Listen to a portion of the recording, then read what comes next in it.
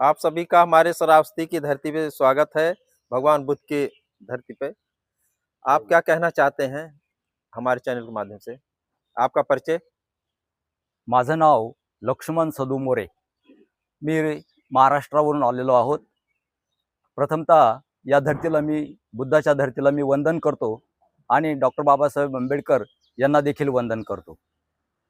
या भूमीमध्ये आल्यानंतर असं वाटलं की मनामध्ये एक नवीन प्रकारची ऊर्जा तयार झाली आणि त्यामुळे असं वाटतं की वारंवार या धरतीवरती यायला पाहिजे आणि जे भगवान बुद्धांनी जो शांतीचा, अहिंसेचा, करुणेचा जो मार्ग सांगितलेला आहे त्या मार्गावरती आपण चाललं पाहिजे अशी माझी सर्वांना विनंती आहे आणि इच्छा आहे। त्याचप्रमाणे इथला जो या स्तूपांचा, या बुद्धभूमीचा जो विकास झालेला आहे तो चांगल्या प्रकारे झालेला आहे आणि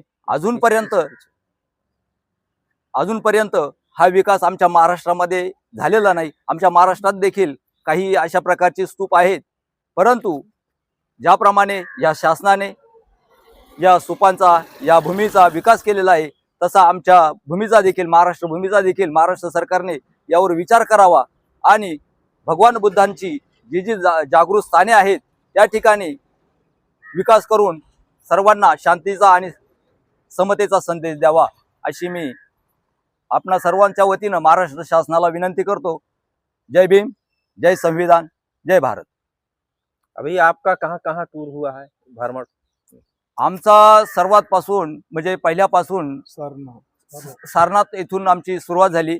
सारनाथ नंतर आम्ही बुद्धगयाला गेलो, त्यानंतर आपलं हे कोणतं वैशाली गेलो, त्याच्यानंतर आपलं ते लुंबिनीला आलो आणि इथं आता आम्ही कुशीनगर नहीं हुआ?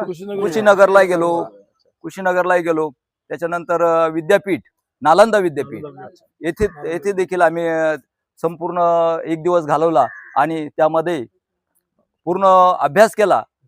त्याविषयी माहिती गाईडला संगती होता आणि त्या गाईडला विचारून आम्ही त्याबद्दलची संपूर्ण माहिती घेतली आणि त्यानंतर इथं आज आम्ही श्रावस्तीमध्ये पदार्पण केलेलं आहे। अच्छा, अभी यहाँ से कहाँ जाएंगे आप?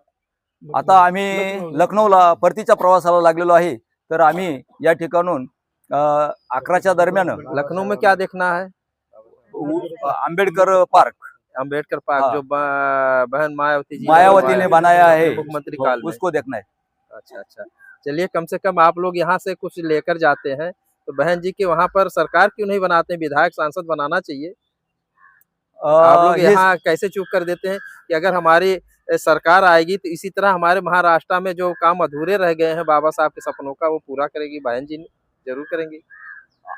अर्थात म्हणजे ही मायावती बहीणजी मायावतीला सपोर्ट केला पाहिजे आणि त्यांनी जे बाबासाहेबांचं जे स्वप्न होतं ते पूर्ण करण्याचं काम बहीण मायावती करत आहे, परंतु तेथील काही जनता संभ्रमात आहे आणि ते बहीण मायावतीच्या विरोधात मतदान करत आहे किंवा सपोर्टिंग करत आहे, त्यामुळे त्यांना थोड्या अडचणी येतात आणि त्यामुळे त्या पुढे जाऊ शकत नाही। चलिए, अच्छा, बहुत बहुत धन्यवाद सर।